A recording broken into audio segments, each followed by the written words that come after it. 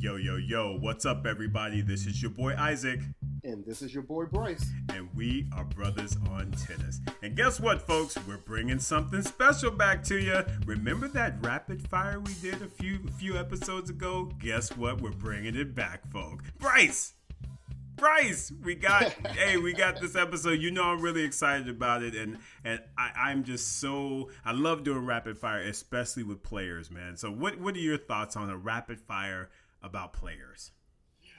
Isaac, I'm just like you. It's fun for us. It allows for us to kind of get into the action. We got some good responses from our last rapid fire episode, so to just kind of put a different twist on it today is really good. I'll be very interested to see who you've picked, and I'm sure I have a few surprises for you as well. Oh man, I'm scared now, y'all. I'm scared. Hopefully mine won't be all out the box and everything, but I think I picked some relatively good ones, at least some thought-provoking ones. So, okay. We'll see how it goes. Thought-provoking in my opinion. You may be like, why you asked me about that one? You crazy. All right. So with that, but before we jump into it, Bryce, I know you've got some good information as far as the tennis world and some news to share. So what you got for our listeners today?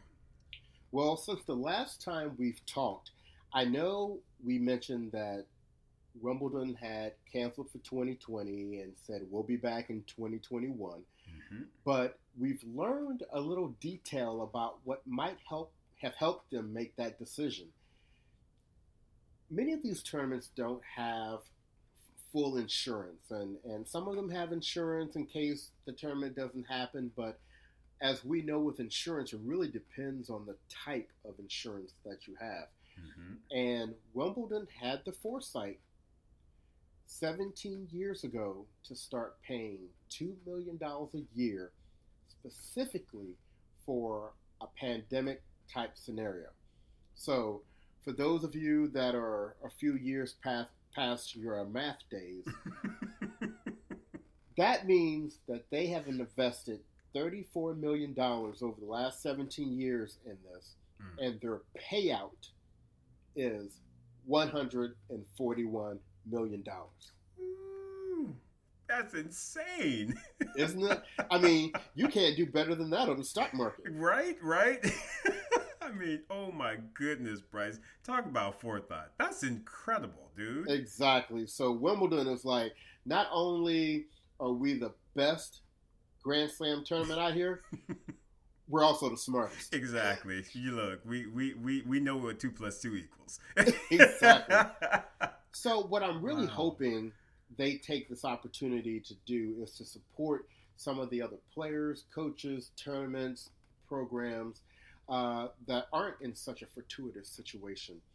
I know that the French Federation just recently announced that they're donating 35 million euros to help out with the French tennis programs. And I know the LTA in England is helping as well. So don't get me wrong, they should use that 141 to cover whatever expenses they have, and they should probably reward themselves with a few extra coins for being smart. But hopefully they take some part of that money and use it for the good of others. Exactly. Break off some for the other tournaments and everything. Because I think someone on Tennis Channel even said this. This is not a year for profit and gains. We need to be trying to help one another out, present a unified front for the sport so that, everybody is able to get through this, Right. Yeah, right. Man. Hopefully they're thinking that way, brother. Right. So hats off to you, All England Lawn and Tennis Club. That's a whole lot of acronyms you got in there. Whole lot of letters. Whole lot. So anyway, to keep this moving, the only other piece of information that I have is we know that both the men's and the women's tour had suspended play until, what was it, like July the 8th or something like that, basically at the end of the grass court season.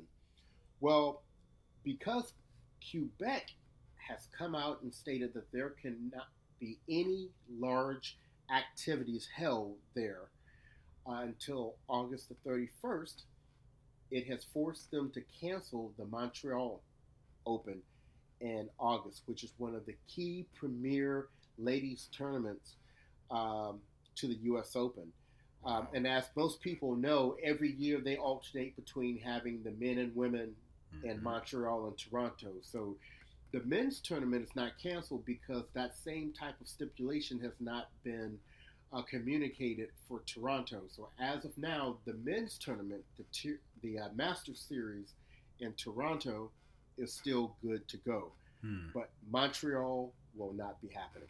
Isn't that something? I would not be shocked though, Bryce, if you do see that Toronto tournament having to, because I know that I work with a couple folks up in the Canada area, and so it's definitely spreading. And while they haven't been as severely impacted by this pandemic, there's definitely there's a lot of concern, and they want to make sure they kind of keep it that way. So I think they're trying to do some smart things right now. So I would think that probably that Toronto tournament will be on the block pretty soon. Right. Yeah. And it's interesting because we're starting to get these cancellations are moving closer and closer to the U.S. Open. So that's right. We definitely want to keep an eye out on that. Yeah. So that is the news update for this week. I guess I can get me an anchor job at some channel or something right? like that. We need to get you some music like da da da music. BOT news. Exactly. Breaking news. Right? Well, brother, thank you for the research, and of course, I know our listeners are very appreciative of the information that you've been sharing. So, good stuff, brother. Right. Oh, and I want to say just one more thing. Yeah. How fortunate has it been for Bianca Andreescu that the tournaments that she won last year are all being canceled, while she's recovering from injury. So all she needs is for the U.S. Open to be canceled, and she's like, I am good for 2020. Right? 2020, I am what? I'm still legit, baby. What? We shouldn't be laughing about it, but, you got to find things to laugh about these days. That is exactly right, my brother. Got to find laughter. Got to find it. So, awesome, man. Cool, man. You ready to jump into this rapid fire? Let's do it. All right. So who do you want to start with, Bryce? You want to start with the men or the ladies? Well, we always do ladies first. That's true. Ladies first. Ladies first. Hey. So before we jump into it, I want the listeners to understand what we're going to do here. So we're going to take turns. And, one of us is going to say 5 women player names one at a time, and what we want the other person to do is give us their gut reaction to that name. It can be about their playing ability, it can be about their personality, it can be about their image, it can be anything, whether you like them, you don't like them, whatever comes to you about that player. We're going to do the same thing with 5 men's players each. And Isaac and I have not shared our list with each other, so this will be true live reaction that you get from us. And I can only imagine what this is going to be like. So, I don't know. Isaac, who do you want to go first? Well, I'm kind of terrified at what you're going to throw at me. It's not that bad. It's not that bad. All right. Well, then I will. You go ahead and go first, and then I'll throw my list after you. Okay. So I'm going to explain something about how I have my list. Okay. So knowing Isaac, there's a reason why I picked each one of these players. I know he has a position on each one of these players. Good Lord. Also, I'm scared. Also, because I'm just anal like that, my players are in alphabetical order. So that's just that's the way I'm going down the list. So it's no big build up or anything like that. The last person is going to be the person with the the last name. So, Isaac, you're ready? I think so, Bryce. Well, yes, I am ready. All right, so here we go.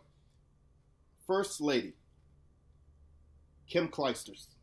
Oh, sweet as pie. Awesome. Awesome. Okay. All right.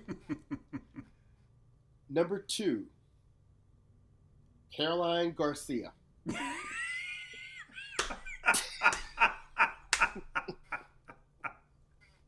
Oh, Jesus. Oh, Caroline, sweetie. Oh, not living up to Team Isaac expectations. That's what I'm trying to say. Hell, every time I step out on the line for you, you just let me down. You let me down, Caroline. You let me down. Talented, I would say talented, up and coming French player, has not fully met, in my eyes, her potential. Gotcha. Oh, and I wanted to mention one more thing back with Kim Clijsters. Yes. Listeners, in case you've been living under a rock, 2020 is the year that Kim Clijsters is making her second return. That's right. To the Women's Professional Tour. Unfortunately, due to the current climate, you know, there have been some delays here, but we are anxiously waiting for her to get back in full time, because the 2 matches we've seen from her thus far, although she's lost both of them and she's had horrible first round draws, she has looked really good. Right. She really has. Now, for Garcia, she's been looking like Garcia. Poor thing. Like I said, not living up to her full potential, in my eyes. Okay. All right. So, number 3. Camila Giorgi. Oh, special.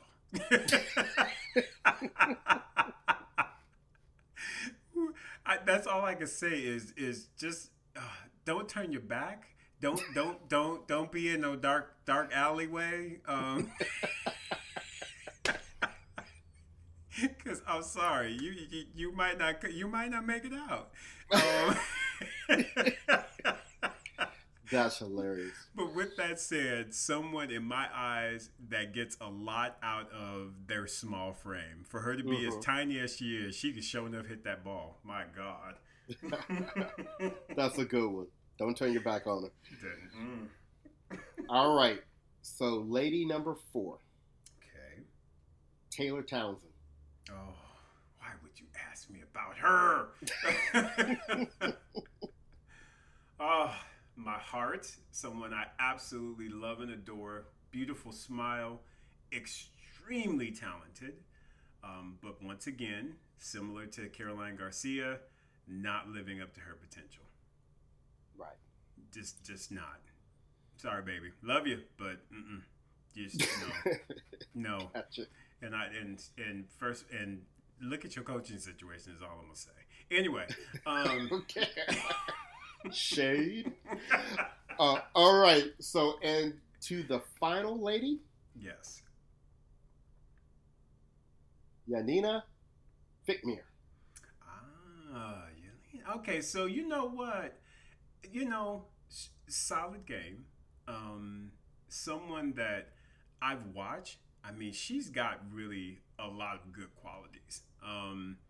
I feel like she should be doing better. We're talking about Wickmeyer, right? Yep. Yeah, that's what I thought. Yeah, I tried to give it the proper pronunciation. Oh yeah. See, I done roughed it all up. But isn't she's from Belgium, right? She's with Clijsters and everything, right? Yeah. So right. So to me, I just feel like she was on a good trajectory when both Kim and Justine were playing, and I'm not sure if it was injury or what, but something kind of got in the way and she was off the tour for a while. It just doesn't seem like she's been able to get back to that level that she was at before. But just the sweetest, I think she's real sweet. She seems to come across as a really quality young lady. So I'm just, someone that I would hope is able to continue to fight for the good old days, if you will, from a playing standpoint. There you go. Very nice. Those are my 5 ladies. All right, you know what, Bryce? Those are good. Those are 5 good ones. I appreciate that, brother. Those are good. All right, so I've got my 5 for you. I feel like my 5 are not as well. No. I think they will be thought provoking. I didn't do any of what you said, so they not in order, they not in nothing. I just, if they came to my mind and I was interested in your perspective on them, I wrote it down. So that's all I did. So with that said, here are my 5 top ladies for you. So player number 1, female, Elena Dementieva. Oh, wow.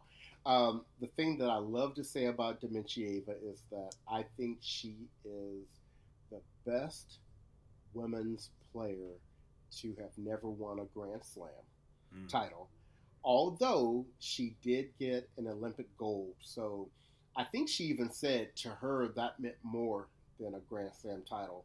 I mean, I may would have said the same thing too, but it's right. At least she had, I mean, that was a pretty major thing for her to do. But if she didn't have that old cockeyed serve, she probably would have gotten her a Grand Slam title or 2. Don't disagree with that, brother. Most definitely. And I think it's Yelena versus Elena. So my apologies for mispronouncing, or yeah, you know what I'm trying to say. Right. Yelena Dementieva. All right. Good. All right. Second lady, one of the greats, Althea Gibson. Oh, pioneer, groundbreaking, insane talent. I just don't know how you have all the pressure that there is to just be in shape, to play, and to win. And then you throw a healthy helping of discrimination on top of that.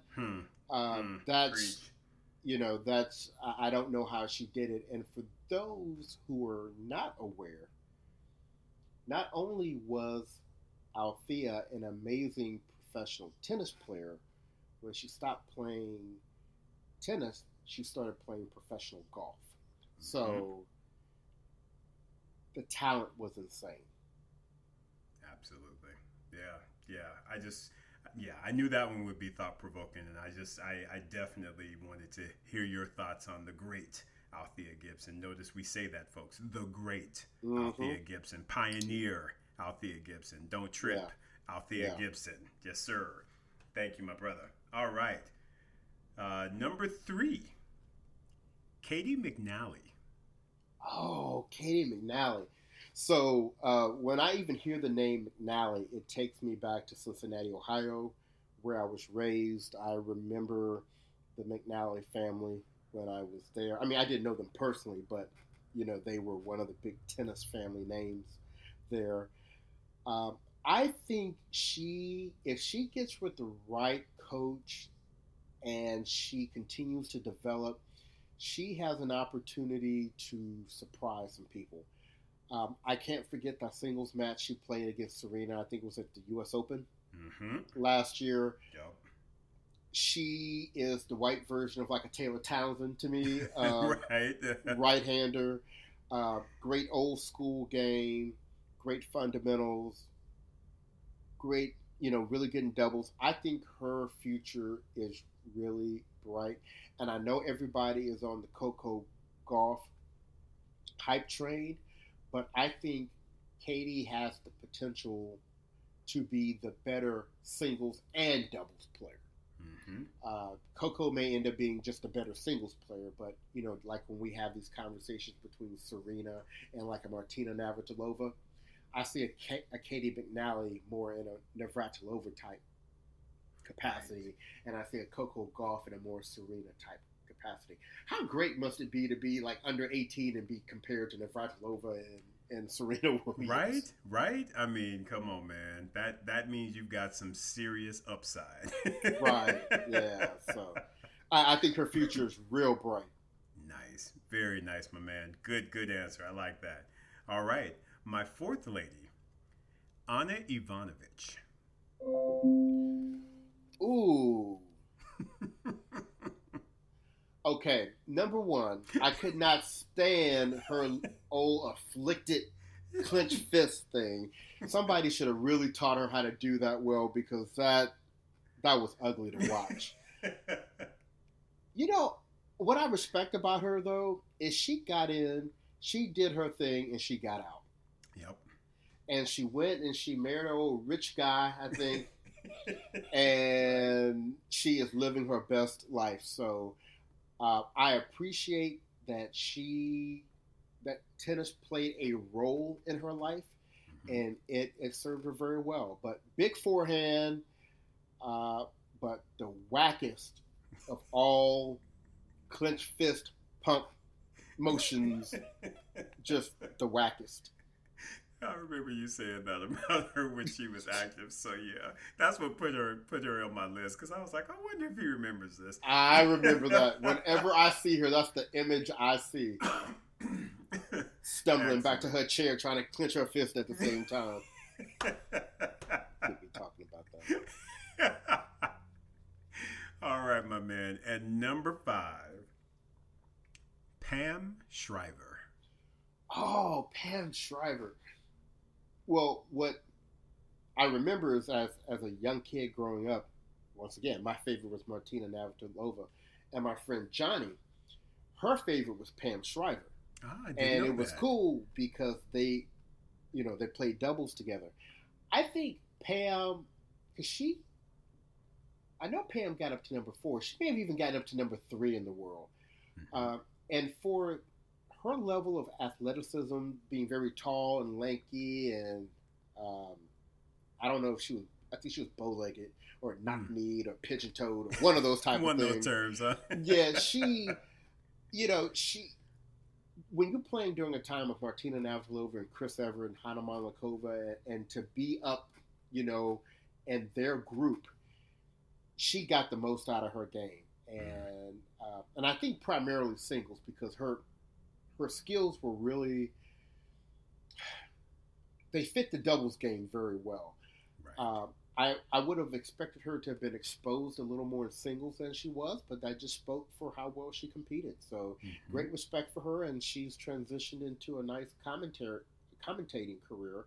And she, for those of you that don't know, she is a part owner of the Baltimore Orioles. Nice. I didn't even know that. Man, you better go ahead and share that knowledge. Right on. Go on, Pam. Yeah. Shout out to you, Pam. Right? Man, that's awesome. Good stuff, bruh. Well, those are my 5 for you. All right, so let's jump into the guys. This is going to be good. So like I said, there is a reason why I picked each one of these guys. Uh-oh. So the first one for you, Isaac, is Juan Martín del Potro. Oh, my dude, outside of Federer, of course. Juan Martín del Potro is my dude. Bryce knows. I always was just rooting for him, always on his bandwagon. That forehand is just insane. In my opinion, the greatest forehands ever. Just how he hit his forehand, especially that running forehand, it was like a cannon. It was so ridiculous. And I just love, just his demeanor. I love that he was always just kind of sulking around the court, if you will, but just would put it on you in a minute. And what they call him, something from Tandine, or the something like that. I can't remember his nickname, but big Juan Martín del Potro fan, and just at the same time, someone that in my eyes, just because of his body, did not or was not able to live up to his full potential. Because I think all of the big 3, had Juan Martín del Potro been able to be 100% healthy in his career, he would have stole a few Grand Slams from all 3 of them up at the top. Yeah, he would have been in the big 4, big 5, whatever that would have been. Exactly, right. Exactly. He got cut short because after he smacked up Federer in that 2009 U.S. Open, it's like that's when the wrist issues started happening, and it's just like, yeah, it was he had probably 3, 4, 5 surgeries on both wrists, or I don't know the number, but regardless, it took its toll. So, my dude, but very, very, just someone that wasn't able to live up to their full potential. All right, very good, very good. Number 2, Kyle Edmund. Kyle is kind of special to me. He just I don't know why, but I see him and he's just always kind of walking around the court real quick, and he's kind of knee jerky, and he's got all these little ticks and things. So he's just kind of special to me. But I tell you what, he can play some tennis though. He can really play some tennis, and I mean, coming behind Andy Murray, you know, with all of the pressures that typically come from, you know, from being a part of the British tennis scene, it has to be crazy. So, you know, I feel like he's you know, done a very good job of coming behind Andy Murray and really trying to make his own way. He was injured as well about a year or so ago, and has been trying to fight his way back into the top 10, which I believe is where he got to. So you know what? Mad respect for Kyle. He's, like I said, a little special, but I do like him. I do like him, and I like he's got a nice game. So yeah, yeah, Kyle's all right with me. All right. Number 3, Fabio Fognini. You pick some interesting ones. Because what keeps coming to mind is just special, but it's all special in different ways. So with Fabio, you know, it's really interesting, Bryce, because remember, I used to volunteer at the tennis tournaments out here in California, and the you know, the one that was sponsored by the Kramer family up at UCLA. Fabio used to come to that tournament a lot, and I remember seeing him, and this is before the glory days where he, you know, excelled and got up into the top 10, and I used to be, you know, see him, and I was like, you know, this dude in incredible shape. I mean, I don't know if y'all know, but Fabio Fognini is in some great shape. I mean, yeah, I mean, back in the day, I was just like, dang, dude, for real? I mean, he kept himself in really great shape, but it didn't seem to be translating into tennis results, and it was just interesting to me. But he seemed to be a real nice guy, seemed to be just kind of a little wacky, if you will, back in the day, and that has, of course, even when he got more popular, that got more crazy. But, you know, I feel like he's someone that has definitely gotten a lot out of his game. To make it into the top 10 is really an incredible feat. And so that and hell, let's not forget, he is married to Flavia Pennetta, and yes, that ain't nothing wrong with that either. You know, go on, brother, get right, because Flavia, hey, now come on, I was a fan of hers too. I'm just gonna say it like that. So you know, so yeah, Fabio, I like Fabio. He crazy, he's special. But I like him, and I think he brings a lot to the men's tour, just from an overall, what is he gonna do next type of a standpoint. And good on him for coming back. And let's not forget how he came back on Nadal, that period where he was like, Nadal, am I scared of you? Am I scared of you? I can come back on you and get that victory. That's hilarious. So yeah, sorry, that is Fabio for me. Good. That's a good one. I like that one. Somebody's gotta send us a message about how do you say "ain't nobody scared of you" in Italian. Exactly. We're gonna have to find out. I need to call Pat or something. Exactly. Pat would know. There you go. All right. So moving on to number 4. All right. Benoit Paire. Benoit Paire, the Frenchman. You picked some interesting ones. He's, once again, special. He's special. Popping the collar, always doing some trick shots. I tell you what, though, that backhand, listen, folk. If you don't know, Benoit Paire got that backhand for you. I mean, he will go after his backhand like nobody's business. He hits some incredible shots off of that wing, and one of the best in the business, absolutely. Right. But yeah, just, you know, he's a Frenchman with flair, typically, which is typical of the majority of the French players, I should say. You know, I shouldn't say style versus substance, because he's pretty good, but I feel like he also is one of those guys that maybe hasn't lived up to his true potential. I feel like he could be better. But then again, I think about his forehand, and it's like, ooh. That forehand side is suspect, to say the least. But yeah, overall, I like Benoit Paire. He's a showman. Always interesting to watch. And my goodness, that backhand. Woo, crazy. Right. Yes, sir. That's a good one. And last and least, Tennis Sangren. No. Oh, you're going to get me in trouble.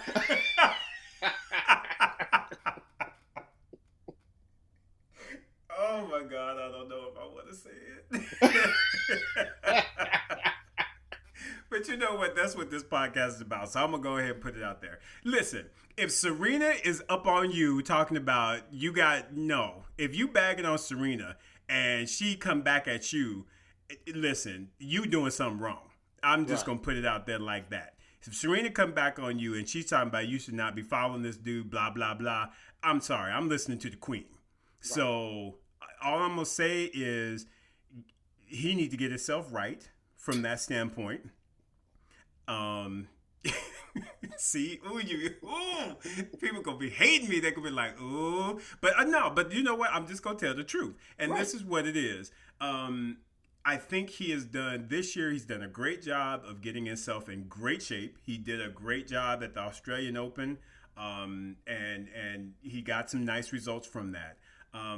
But as far as my support of him, he's going to have to bring a lot more to the table for me to be back in support of him, because he is an American and I understand that. But again, if you done threw some shade at the queen and the queen has to come back at you, I'm sorry. I'm siding with the queen. I'm going to leave that one there. Bryce, would you like to comment at all? If he ain't on your list of 5 people, no, I ain't got nothing to say. But what I will say is I appreciate your nice, balanced response.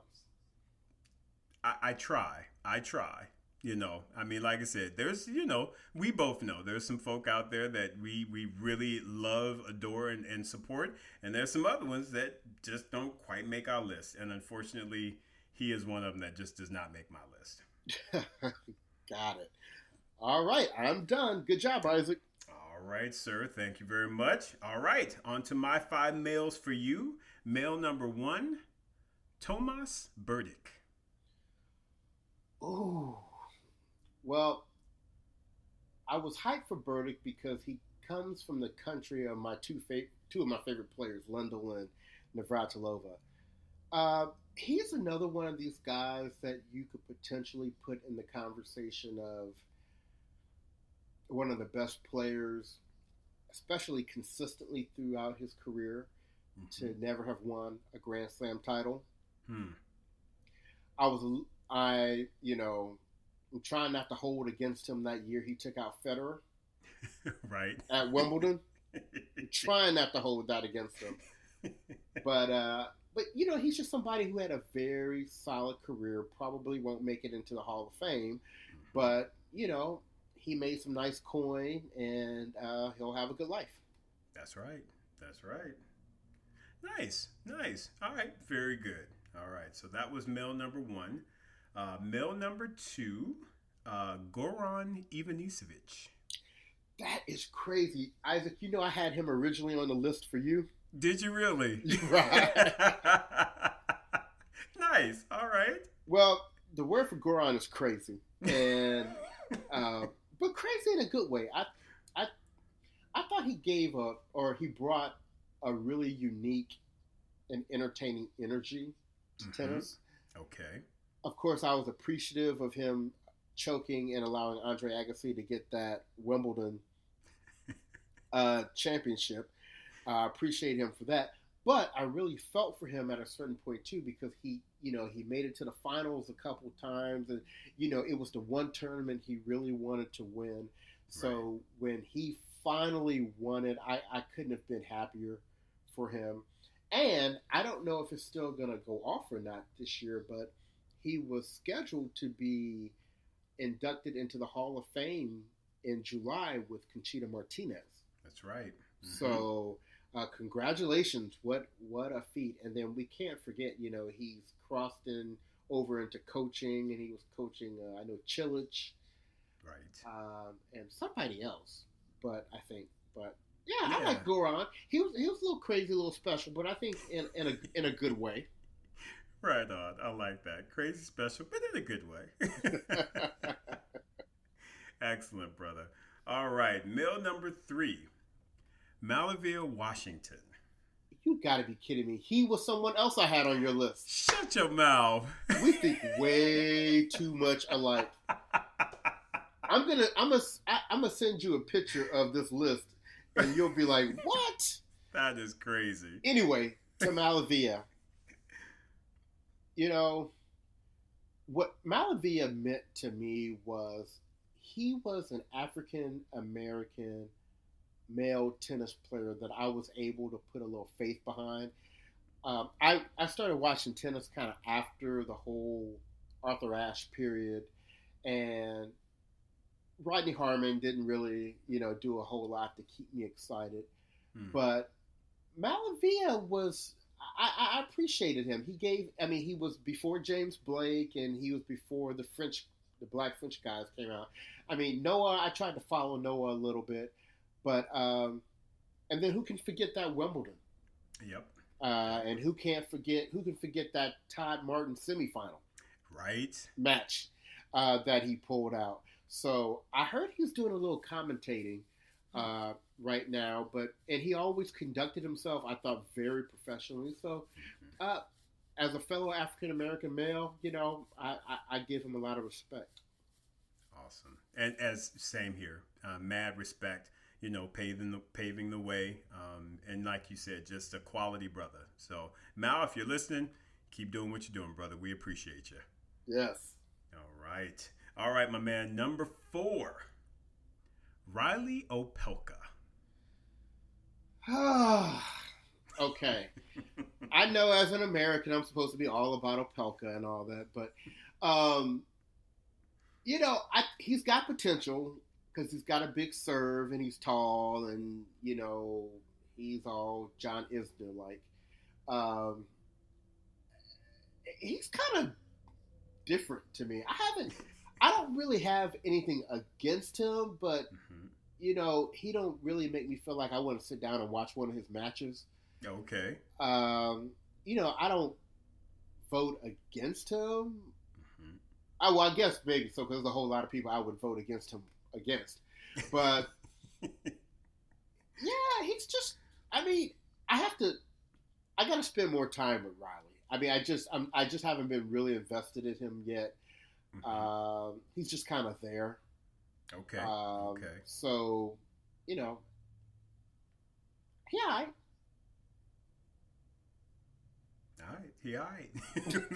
There you have it, folks. Riley Opelka. He all right. All right.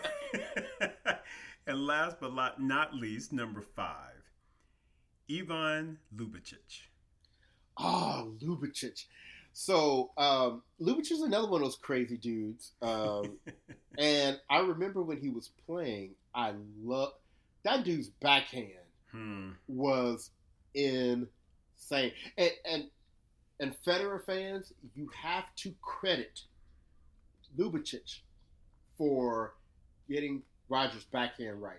The fact that Roger has won 7 of the last 8 matches against Rafael Nadal, the ones on the faster surfaces, all have to do with that backhand that Lubicic helped him find.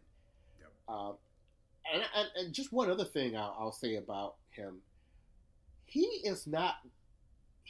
nor Goran are the type of guys that I would have envisioned that they would have gone into coaching. And yet they've both been super successful. Right.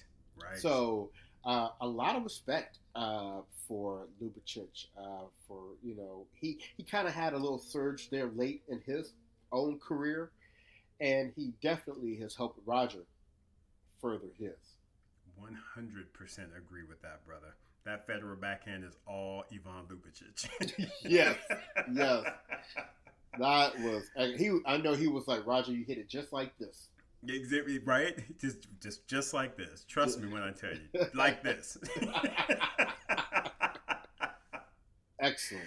Oh, well, nice, brother. No, that was good.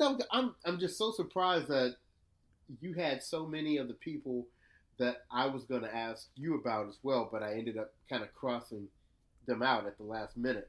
That would have been surprising if we were, throwing the same name. But yeah, it looks like I said, as you and I both know, we think a lot alike. So not too surprising. Right. So, listeners, if you enjoy these type of podcasts where we're doing our list and we're doing our rapid fires, let us know about it. And once again, if you have a top 5 favorite list you'd like for Isaac and I to debate, or if you have a rapid fire category that you'd like to see us do, let us know. Social media, go to our website, leave us a message on Instagram, on Twitter, on Facebook.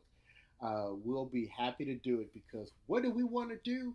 We want to keep all of you at home. Exactly. And keep everybody safe. So please feel free to reach out to us and continue to give us feedback. That's right, folks. We appreciate you more than you know. Also, make sure you look at our Instagram. We still got our giveaway going on. I'm trying to tell y'all want that Brothers on Tennis hat. I'm telling you, y'all want that cap. You do. So go on out there. Yes, and that giveaway is going to be open. We're taking entries until the end of this month, until April the 30th. So make sure you get out there by then. So anyway, we wanted to try to keep this as close to 30 minutes as we could. Of course we went over. We just can't help but go over.